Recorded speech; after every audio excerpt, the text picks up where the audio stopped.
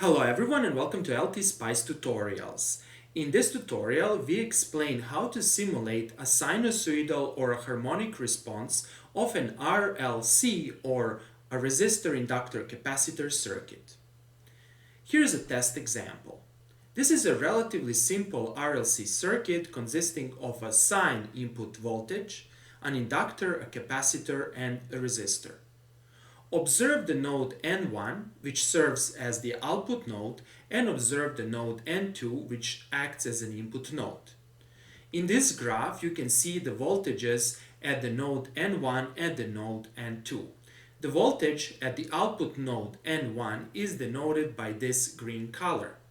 On the other hand, the voltage at the input node N2 is denoted by this blue color. And if you zoom in over here, you can see the input and output voltage. Obviously, Vn2 is a sine signal represented by this blue line, and the output is represented by this green line. That is the voltage at the node N1. We can immediately see that there is a phase delay between the inputs and output.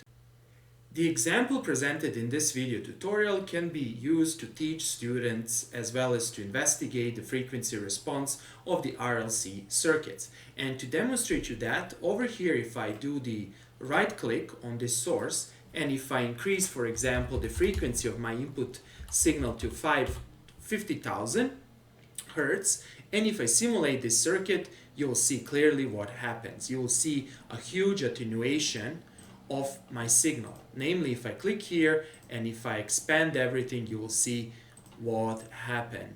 You can see the input signal, which is basically this blue sinusoidal, and you can see the output signal that is significantly attenuated. This is because this circuit has a damping, and this will be explained in this video tutorial. Okay, let's start with the simulation. The first time you open the LTspice, you will see this welcome screen. So let's click on File and let's click on New Schematics. And let's start adding the elements. First of all, click over here to add the capacitor. Then do the right mouse click to exit the capacitor mode. Then click over here to add the resistor. And then again do the right mouse click. And then over here, click on the inductor, then press Ctrl R to rotate the inductor and place the inductor here. And then finally you also need this ground, so click on the ground and place the ground here. And let's connect these components. First of all, click here, here, here, and you can expand it until here and do the right mouse click. Then connect the capacitor to these lines. Let's do it like this. And then finally, let's connect the ground by clicking on a ground and connecting this to the circuit. Next, we need to add the voltage source. To add the voltage source, simply click here and place the voltage source over here. And do the right click to exit the voltage source. And then connect here and here and connect here and here. And that's it. Now we have connected all the components. The next step is to set the values. So let's start from the right side. Let's now look inside of this resistor and let's set the resistance. Do the right click on R and then set 500 ohm. Then over here for the capacitor, do the right click and set a very small capacitance. I'm going to place 10 to the minus 7 in the order of 10 to the minus 7. So it is 1, 2, 3, 4, 5, 6, and then I have, for example, 5. This is exactly somewhere around 10 to the minus 7. And then click on OK here, then do the right click here, and for the inductance, set, for example, 0.001, and click on OK. And currently we have set the component values, and the next step is to properly adjust our voltage. Note over here that this is a DC voltage source. That is, this is a constant source. And if you would simulate this circuit using these settings, you would basically get a step response of this circuit.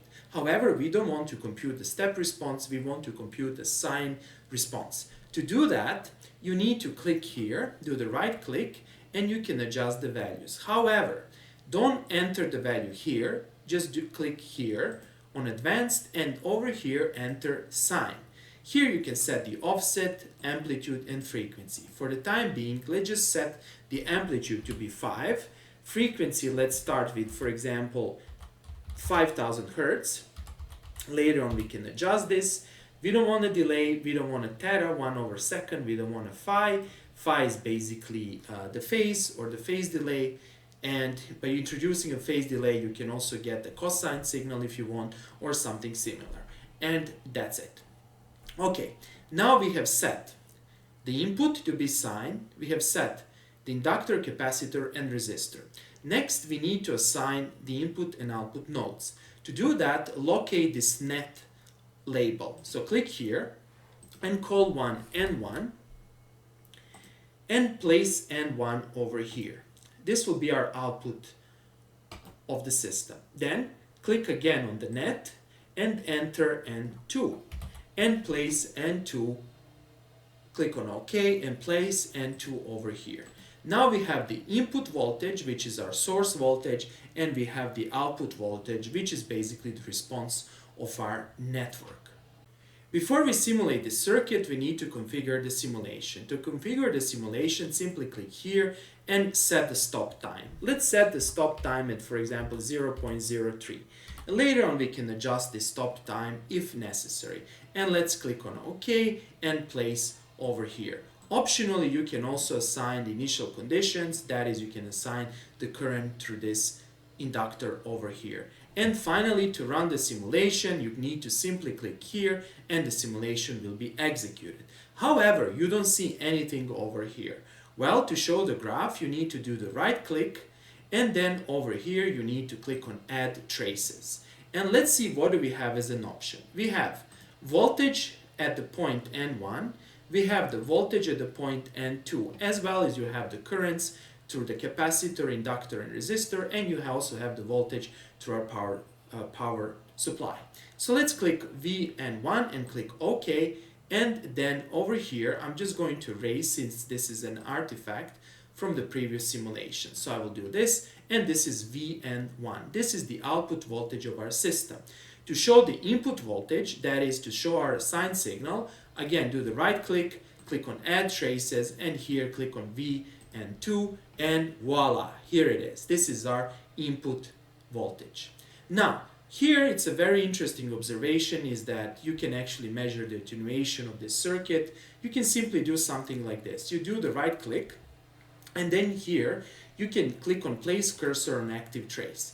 And then you can move this cursor as you wish. For example, you can put it over here, right?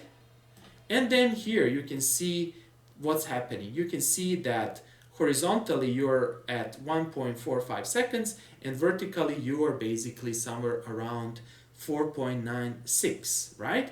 Now you can actually do the same thing here. So click here on the green line, that is on the response of the system, and then do this, and then over here you basically again need to click on Place Cursor on the Active Trace, and then you will get another thing. And over here you will get the difference between the two signals. For example, if you move this cursor as it is, you can measure the difference between the two things.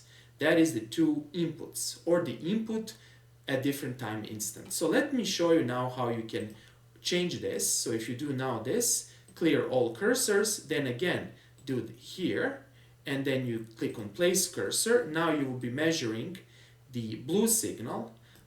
If you want to measure the green signal, click here, and then click on the following, Place Cursor on Active Trace, and you will be able to follow the other signal. And basically that's it. Simple as that. In this way you can measure the two signals. Okay, so basically that's it. And here I need to correct myself for 1 second, because now I have showed you how to measure the other one. However, you also have VN1, and you can measure it like this in a similar way by using this strategy. Okay, that's all for today, and thanks for watching.